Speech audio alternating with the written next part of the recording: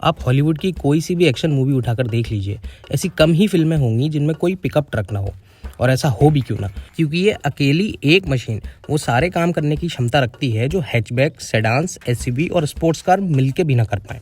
America, Australia और New Zealand जैसे देशों में पिकअप ट्रक का कल्चर इतना ज़्यादा है कि वहाँ अब लोग फैमिली सेडान्स की बजाय पिकअप ट्रक खरीदना पसंद कर रहे हैं। यूएस और कनाडा में बेस्ट सेलिंग व्हीकल कैटेगरी भी पिकअप ट्रक्स ही है।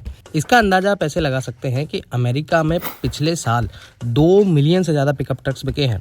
लेकिन इंडिया में जहां एक और एसयूवीज की डिमांड अंधाधुंध बढ़ रही है और लोग यहां एसयूवी या बड़ी गाड़ी के नाम पर कुछ भी खरीद ले रहे हैं, तो फिर पिकअप ट्रक्स जैसी प्रैक्टिकल गाड़ी क्यों नहीं खरीदते हैं। नंबर्स पर नज़र डालें तो इंडिया में पिछले पूरे साल में केवल 82,000 पिकअप ट्रक्स ही बिके हैं, जिनमें मैक्सिमम तो कमर्शियल व्हीकल ही है और लाइफस्टाइल पिकअप ट्रक्स ना के बराबर है।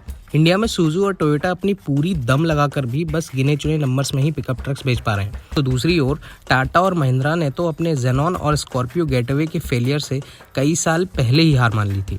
तो आखिर क्या रीज़न है कि इतने प्रैक्टिकल और कैपेबल पिकअप ट्रक्स इंडिया में बायर्स नहीं ढूंढ पा रहे हैं, और क्यों इंडिया में ये पिकअप ट्रक्स पसंद सबको है लेकिन लेता कोई नहीं? ये सारी चीज़ें हम आपको इस वीडियो में बताएंगे। देखा जाए तो पिकअप ट्रक्स के पीछे का कॉन्सेप्ट बहुत सिंपल है।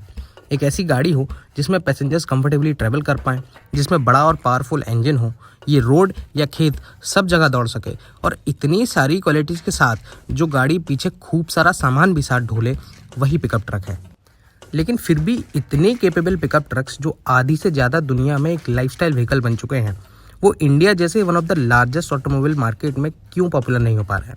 दरअसल इसके पीछे कई तरह की थ्योरीज और फैक्टर्स काम करते हैं। इसमें पहली है DIY वर्सेस GID। इंडिया में ट्रक्स की अनपॉपुलरिटी पर बात करते हुए ग्रैंड थ्रॉन्टन भारत LLP के कंसल्टिंग पार्टनर आलोक वर्मा ये कहते हैं कि पिकअप ट्रक इंडिया में से कैटेगरी नहीं बिकते, क्योंकि ये कई सारी वर्सेटाइल कैटेगरीज के रेलेवेंट होते हैं और मोस्टली अमेरिका जैसे DIY मार्केट्स में ही पसंद किए जाते हैं, जहां लोगों को अपने मैक्सिमम काम खुद से ही करने पड़ते हैं। मगर इंडिया में कहानी अलग है। हमारा देश DIY नहीं बल्कि GID यानी गेट इट डन मार्केट है, और साथ ही अपने देश में कैंपिंग और आउटडोर मार्केट भी कम ही डेवलप है। दूसरी थ्योरी है जजमेंट कॉम्प्लेक्स। ज़्यादातर इंडियंस गाड़ी इसलिए नहीं खरीदते कि वो पर्टिकुलर कार उन्हें पसंद है, बल्कि इसलिए खरीदते हैं क्योंकि वो कार आपके पड़ोसी से बेहतर और बड़ी होगी। बहुत सारे लोग इस बात से एग्री नहीं करेंगे, लेकिन ये सच है कि इंडिया में हर तरह की कार की एक इमेज सेट होती है। ओमनी किडनैपिंग वाली गाड़ी मानी जाती है, इको डिलीवरी वैन मानी जाती है, सेडान चलाने वाले लोगों को अर्बन और अमीर समझा जाता है, और एक बड़ी एसयूवी में चलने वाले शख्स को पावरफुल माना जाता है। और इसी तरह एक पिकअप ट्रक को इंडिया में सामान ढोने वाली गाड़ी समझा जाता है। बेसिकली इंडिया में गाड़ियां अभी एक एस्पिरेशनल प्रोडक्ट ही हैं, और पिकअप ट्रक्स इंडियंस के बीच वो एस्पिरेशन नहीं बना पाते हैं। पिकअप ट्रक्स कितने कैपेबल और प्रैक्टिकल हैं, ये सब देखकर अगर कोई चाह भी रहा हो कि इसे खरीदे, तो पिकअप से जुड़ी इमेज की वजह से लोग इसे खरीदने से बचते हैं और इसके बजाय एक बड़ी एसयूवी या क्रॉसओवर ले आते हैं। इसमें तीसरा फैक्टर है पॉलिसी एंड टैक्स रेस्ट्रिक्शंस। क्योंकि पिकअप ट्रक साइज और इंजन दोनों में ही बड़े होते हैं, तो इसे खरीदने वाले बायर्स को टैक्स भी खूब मोटा देना पड़ता है। जैसे टोयोटा हाइलक्स जिसमें 2.8 लीटर का इंजन है, वो भी डीजल, और इसकी लेंथ 5.3 मीटर से ज़्यादा है, तो गवर्नमेंट इस पर 22% तो केवल सेस ही ले लेती है, और परचेजिंग के वक्त के दूसरे टैक्सेस अलग। प्रॉब्लम यहीं तक खत्म नहीं होती।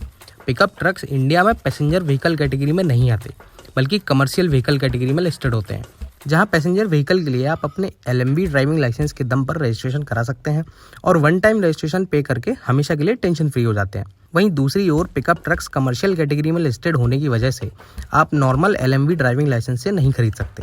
इसके लिए आपको कमर्शियल ड्राइवर लाइसेंस चाहिए होगा, जिसके बाद इस पर पीली नंबर प्लेट लगकर मिलेगी। और अगर आपको पिकअप ट्रक पर वाइट रजिस्ट्रेशन प्लेट चाहिए, तो इसके लिए RTO का बहुत भारी पेपर वर्क करना पड़ता है, और कई स्टेट्स में तो कोर्ट से स्पेशल ऑर्डर तक लेना पड़ जाता है।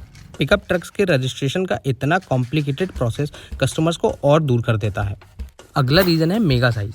हाँ, ये सच है कि इंडिया में लोगों को बड़ी गाड़ियों को लेकर फैसिनेशन है, लेकिन पिकअप ट्रक्स कुछ ज़्यादा ही बड़े हो जाते हैं, और इंडिया के डेंस शहरों और कंजेस्टेड ट्रैफिक जैम में पिकअप ट्रक हाईली इम्प्रैक्टिकल हो जाता है। लास्ट फैक्टर है नॉट वैल्यू फॉर मनी। दरअसल पिकअप ट्रक्स की जो क्वालिटीज़ हैं, वही उसकी बुराइयाँ भी बन जाती हैं। जैसे ये सामान तो ढोते हैं लेकिन कॉम्पैक्ट नहीं होते। इनमें बड़ा और पावरफुल इंजन तो होता है, लेकिन माइलेज बहुत कम देते हैं। ये साइज में बड़े तो होते हैं, लेकिन सीटिंग केवल 5 ही लोगों की होती है।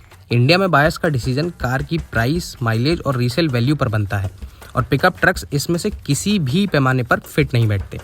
पिकअप ट्रक साइज में बड़े, महंगे और बहुत ही ख़राब माइलेज देते हैं और यही वजह है कि इंडिया में ना के बराबर ही बिकते हैं। हालांकि रिसेंटली ये खबर आई थी कि महिंद्रा एक बार फिर से स्कॉर्पियो एक्स के नाम से एक और पिकअप ट्रक लॉन्च करने वाली है, लेकिन फिलहाल इंडिया में पिकअप ट्रक मार्केट की जो हालत है उसे देखते हुए स्कॉर्पियो एक्स का सक्सेस होना चमत्कार ही होगा। अगर आपको ये वीडियो पसंद आई तो प्लीज़ लाइक करें और चैनल को भी सब्सक्राइब कर सकते हैं।